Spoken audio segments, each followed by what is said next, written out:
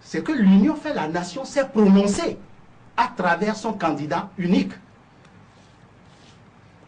Mais votre chaîne n'a ni participé à la couverture de l'événement. Votre chaîne n'a non plus diffusé la déclaration. Vous avez pratiqué une censure de la déclaration, n'est-ce pas, de Maître Adrien Gouidi.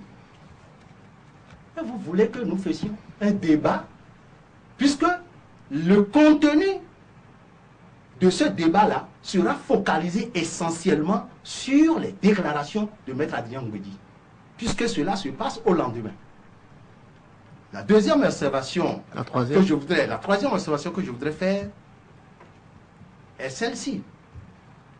C'est que chaque fois que les membres de l'opposition ou les parlementaires veulent se prononcer sur l'affaire ICC ou se prononcent sur l'affaire ICC, il y a un acharnement du pouvoir. Nous lisons, constatons un acharnement du pouvoir contre tous ceux qui veulent se prononcer sur l'affaire ICC. Comme si l'affaire ICC, eh bien, c'est la chasse gardée du pouvoir, ou que c'est la chose du pouvoir. Le pouvoir ne veut même pas qu'on en parle, alors que tout comme un Béninois accuse, n'est-ce pas, le pouvoir d'avoir été aveugle, d'avoir été sourd et de n'avoir pas agi de manière responsable pour arrêter un tel phénomène. La dernière observation que je voudrais vous faire, vous voyez le plateau, vous participez à la mise en place d'une démocratie déséquilibrée. Parce que votre télévision je constate que votre télévision participe au bâillonnement de la liberté de l'information, parce que vous auriez dû relayer la déclaration de Maître Adrien Gouidi. Et ça, c'est le dernier. Donc, vous participez au bâillonnement de la liberté de l'information, mais par ricochet de la liberté d'expression. Je finirai mon propos par la citation de Mme Wallis, qui est la vice-présidente du Parlement européen. Elle dit ceci: l'organisation démocratique de la société doit permettre à ceux qui sont au pouvoir de s'expliquer, de se justifier, mais elle doit également garantir la possibilité aux forces de l'opposition de les confronter, de les dénoncer, de s'opposer et de proposer des alternatives. Et je finirai donc pour vous dire ceci, que lorsque nous sommes disposés à faire le débat, mais lorsque vous aurez fait montre de votre volonté à rétablir l'équilibre démocratique, à ne plus, à renoncer au bâillonnement conscient ou inconscient de la liberté de l'information, de la liberté d'expression, et bien en ce moment, l'Union fait la nation se tiendra prêt à tout moment à participer à un débat transparent, et bien qui éclairera davantage le peuple. Je vous remercie et j'ai fini donc le débat avec vous. Merci, honorable. Je pense que... Merci, chers auditeurs. Merci, avec tout le respect que je dois à mes deux invités. Allez-y, monsieur le ministre. Allez-y. Voilà. Je pense que je le dirai à la décharge de monsieur Malik Gomina que l'expérience paye toujours. Vous venez de constater que l'expérience paye. Lorsque nous avons été invités sur ce plateau, on nous avait donné au départ le nom de 2 personnes, à savoir l'honorable Éric Koundété et l'ancien ministre Gaston Zoussou. Alors, nous, on se posait la question de savoir qui on va envoyer, et lorsque on m'a désigné, j'avais sourire, et j'ai dit, quand ils attendront des noms, ils ne viendront pas. Et c'est vrai, ils ne pourront pas venir. Et ils ne sont pas venus. Et ils ne viendront pas s'ils attendent que je vais être là. Et là, ça n'a pas raté. Un instant après, je parle aussi sous votre contrôle et sous le contrôle de l'excellent conseiller spécial de Souza. Un instant, on nous a dit, Éric Koundété, l'honorable, ne vient plus. Mais il sera remplacé par l'honorable Kenom Epiphane. J'ai aussi souri. J'ai dit, bien, je verrai, ils ne viendront pas. Quand ils vont entendre des noms, ils ne viendront pas. Et ils ne pourront pas venir. Et je suis venu, et curieusement, il y a une petite scénette, et là, il n'y a que l'honorable Epiphane Kenom, et de Gaston Zossou, on n'en retrouve point. Et vous avez dit, est-ce qu'on va continuer? Je vous ai dit non. On ne peut pas. Parce que je savais ce que allait se passer. Mais comme il faut toujours écouter la voix de la sagesse, quelqu'un qui est plus pondéré, plus sage, a dit, bon, puisque nous voulons éclairer l'opinion, c'est un débat, bon, si l'honorable Kenom acceptait le débat, on va le faire, et qu'il n'y a aucun problème. Et ça, c'est le conseil spécial de Souza qui disait ça. Si vous étiez témoin, vous n'allez pas dire non. Je lui ai dit non, on ne fait pas le débat.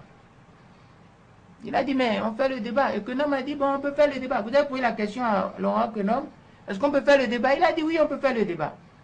J'ai dit, donnez-nous 1 minute, nous irons nous concerter. Et j'ai fait la concertation avec M. Marcel de Souza. Et nous sommes revenus. Il nous a dit, bon, s'il est d'accord, on peut le faire.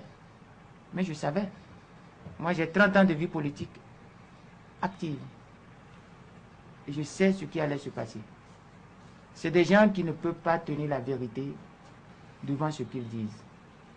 L'affaire ICC, de quoi il s'agit?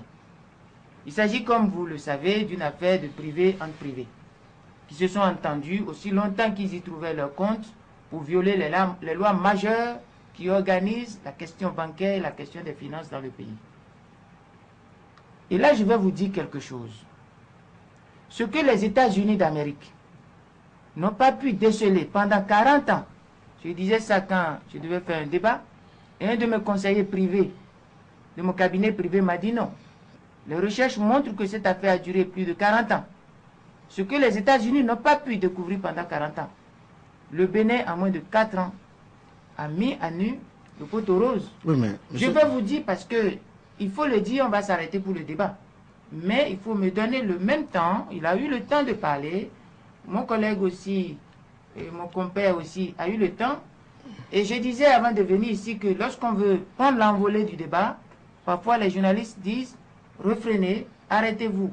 Et là, le peuple ne comprend pas. Ce qui est en jeu aujourd'hui, c'est le peuple. Et il faut qu'on leur explique. Et après l'explication, je vais me taire. De quoi il s'agit? Je dis, pendant 40 ans au moins, l'affaire Madoff, les États-Unis n'ont pas pu déceler. c'est pas la même chose, honorable. Attendez, c'est même nature. C'est même nature. Non, Madoff, c'est des structures officielles, c'est les taux. C'est de l'escroquerie, c'est de l'escroquerie. Je parle de l'escroquerie en matière de finances.